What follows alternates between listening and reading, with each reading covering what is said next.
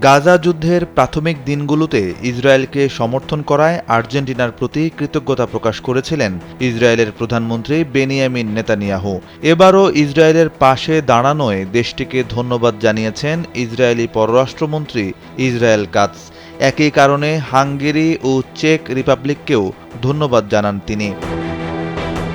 Israeli পররাষ্ট্রমন্ত্রী বলেন, জাতিসংঘের সাধারণ পরিষদের প্রস্তাবে ফিলিস্তিনের বিপক্ষে ভোট দেওয়ার জন্য হাঙ্গেরির প্রধানমন্ত্রী ভিক্টর অরবান, আর্জেন্টিনার প্রেসিডেন্ট জাভিয়ার মিলেই এবং চেক রিপাবলিকের প্রধানমন্ত্রী পিটার ফিয়ালাকে ধন্যবাদ।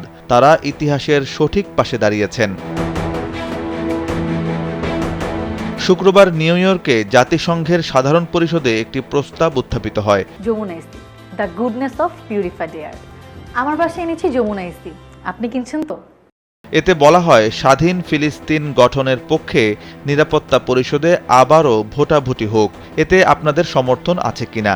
এই প্রস্তাবের পক্ষে ভোট দেয় ১৪৩টি দেশ, বিপক্ষে ভোট দেয় ৯টি দেশ, আর ভোট দানে বিরত ছিল ২৫টি দেশ। প্রস্তাবের পক্ষে ভোট দেওয়া ১৪৩টি দেশ মূলত স্বাধীন ফিলিস্তিনের প্রতি নিজেদের সমর্থন ব্যক্ত করেছে। এর মধ্যে রয়েছে বাংলাদেশও।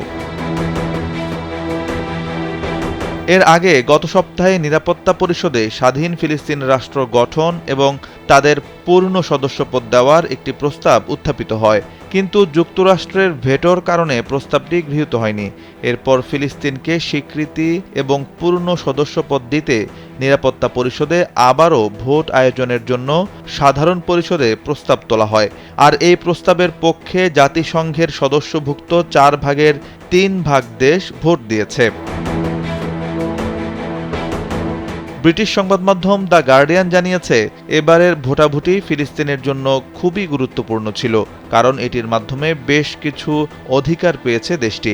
এর মধ্যে রয়েছে ফিলিস্তিন এখন থেকে সাধারণ পরিষদে প্রস্তাব উত্থাপন বা এতে সমর্থন এবং সংশোধন করতে পারবে।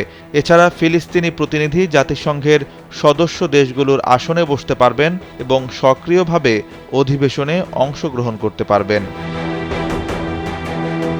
সাইফ বিন আইয়ুব, কালবেলা ডেস্ক।